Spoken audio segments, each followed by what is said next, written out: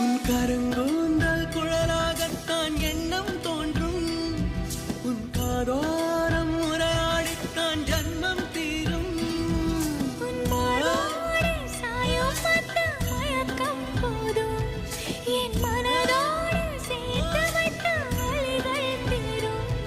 உன் காதல் ஒன்றை தவிர என் கையில் ஒன்றும் இல்லை, அதை தாண்டி ஒன்றும் இல்லை.